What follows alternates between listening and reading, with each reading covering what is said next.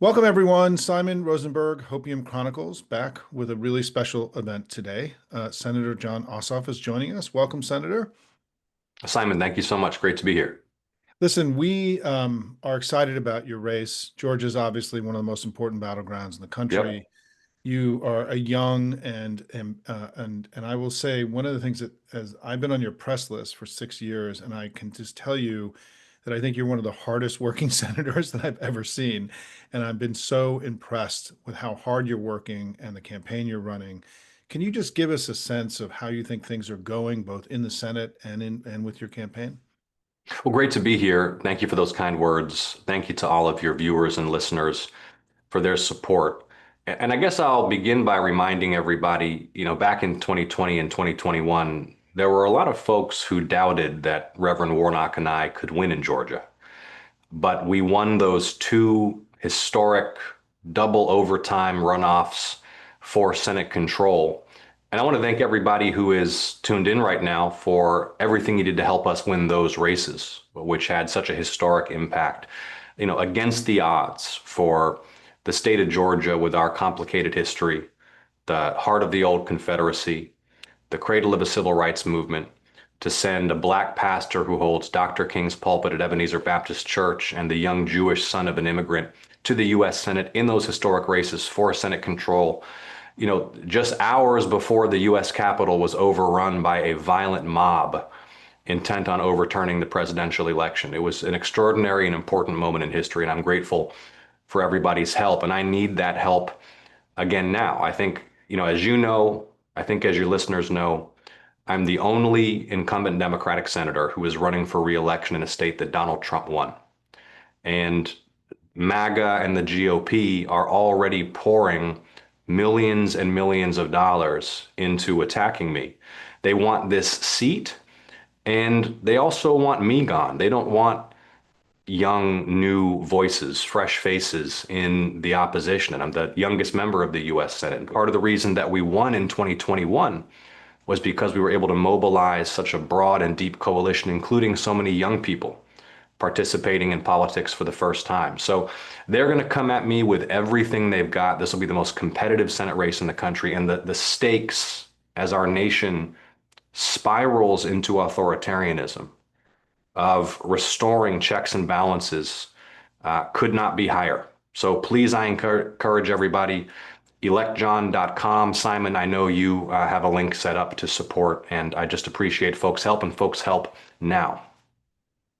Well, and this is one of the four races that we're calling that we got to have everybody in that we're supporting. I mean, this is one of those races that there is no scenario for us having a good election that doesn't start with you getting reelected in 2026.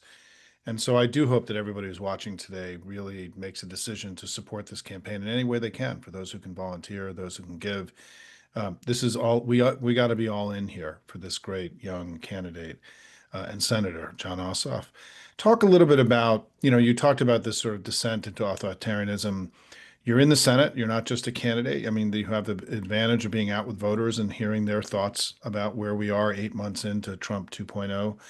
But talk a little bit about what you think is going to happen in the Senate this fall and how you're approaching the debate coming over the budget.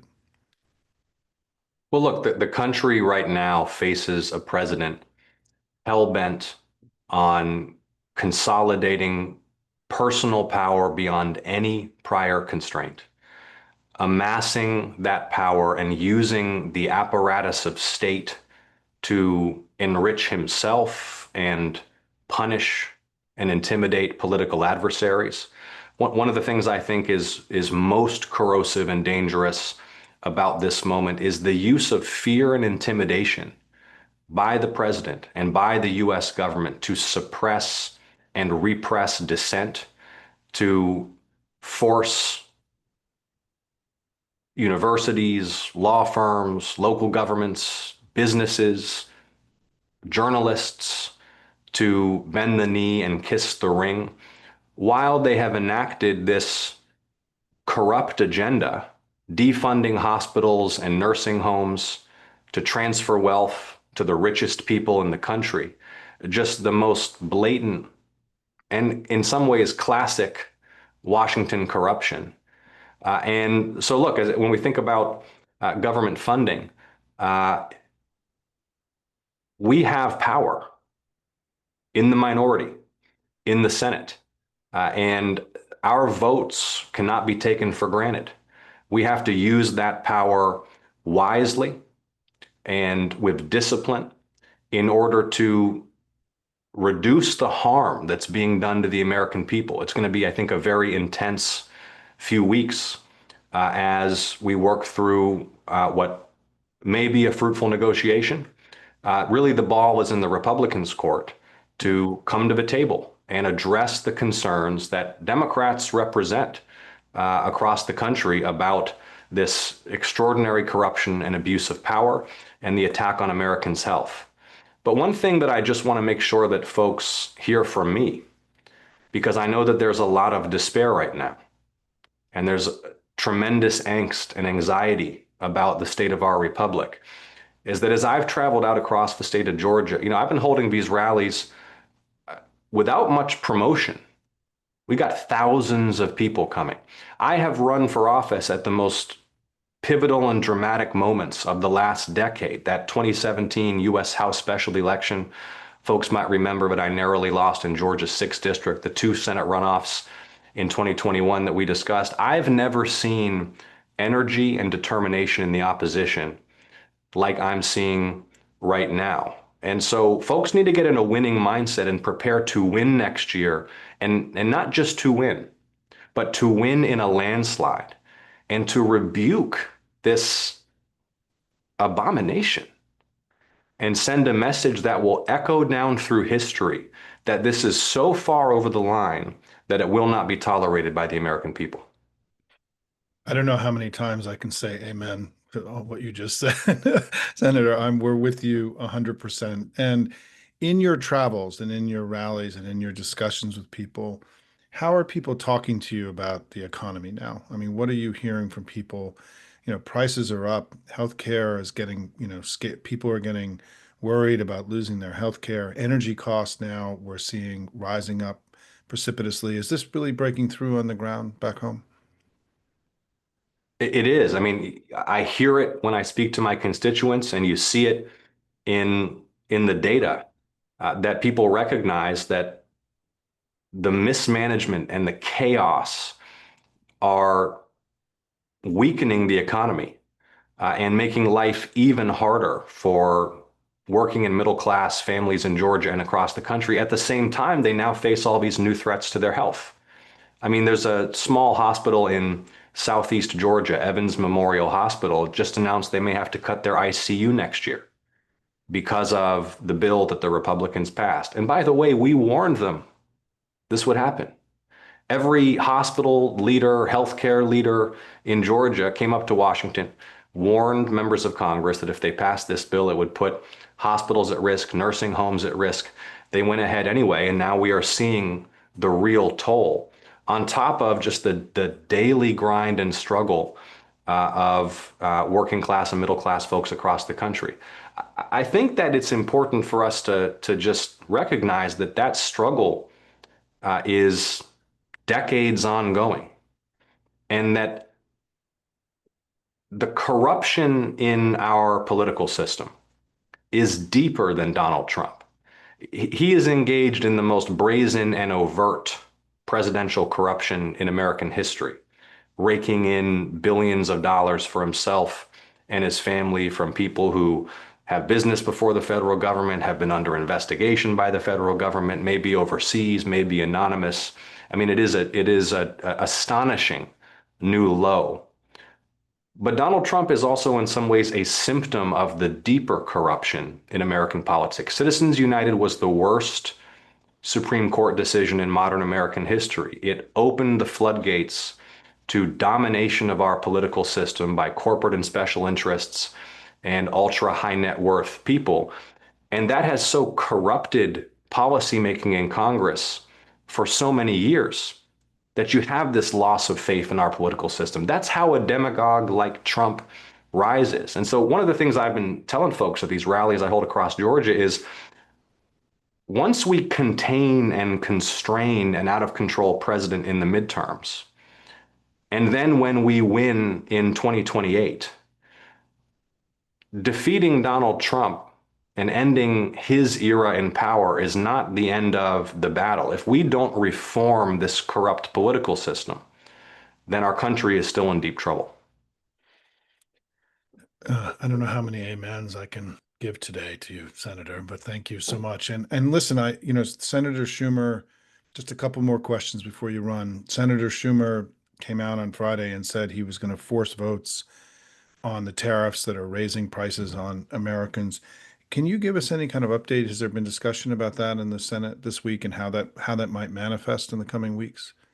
I think we're going to have a series of votes related to trade policy, a series of votes related to the human rights records of countries overseas where folks who are in detention are being sent. That's all on the horizon.